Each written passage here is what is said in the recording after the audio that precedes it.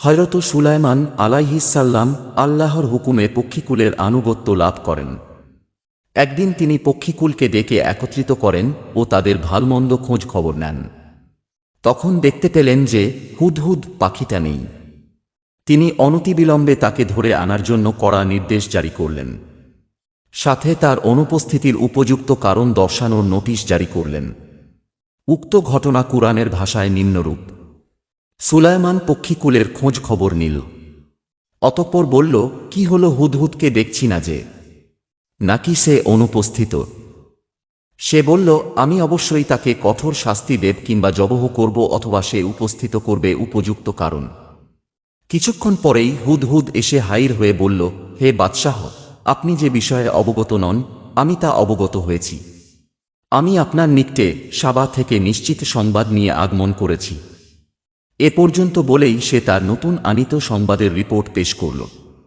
হুদহুদের মাধ্যমে একথা বলানোর মাধ্যমে আল্লাহ আমাদেরকে একথা জানিয়ে দিলেন যে নবীগণ গায়েবের খবর রাখেন না।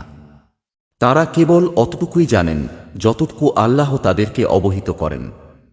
উল্লেখ্য যে হুদহুদ এক জাতীয় ছোট্ট পাখির নাম, যা পক্ষীকুলের মধ্যে অতি ক্ষুদ্র ও দুর্বল এবং যার সংখ্যাও দুনিয়াতে খুবই কম।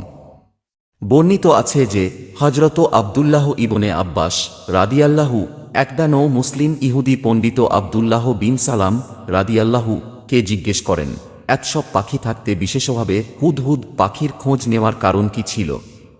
জবাবে তিনি বলেন, সুলাইমান আলাইহিসসালাম তাঁর বিশাল বাহিনী সহ ওই সময় এমন এক অঞ্চলে ছিলেন যেখানে পানি ছিল না।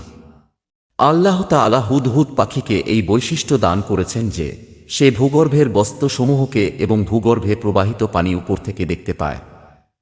হযরত সুলাইমান আলাইহিসসালাম হুদহুদকে এজন্যই বিশেষভাবে খোঁজ করছিলেন যে এতদঞ্চলে কোথায় মরুগর্ভে পানি লুক্কায়িত আছে সেটা জেনে নিয়ে সেখানে জিন দ্বারা খনন করে যাতে দ্রুত পানি উত্তোলনের ব্যবস্থা করা যায়। একদা হযরত আব্দুল্লাহ ইবনে আব্বাস রাদিয়াল্লাহু হুদহুদ পাখি সম্পর্কে বর্ণনা করছিলেন। তখন নাফে ইবনুল আয়রক্য তাঁকে বলেন, জেনে নিন হে মহাজ্ঞানী, হুদহুদ পাখি মাটির গভীরে দেখতে পায়, কিন্তু তাকে ধরার জন্য মাটির উপরে বিস্তৃত জাল সে দেখতে পায় না যখন সে তাতে পতিত হয়। জবাবে ইবনু আব্বাস, যখন তাকদীর এসে যায় চক্ষু অন্ধ হয়ে যায়। চমৎকার এ জবাবে মুগ্ধ হয়ে ইবনুল আরাবী বলেন, এরূপ জবাব দিতে কেউ সক্ষম হয় না কুরআনের আলেম ব্যতীত।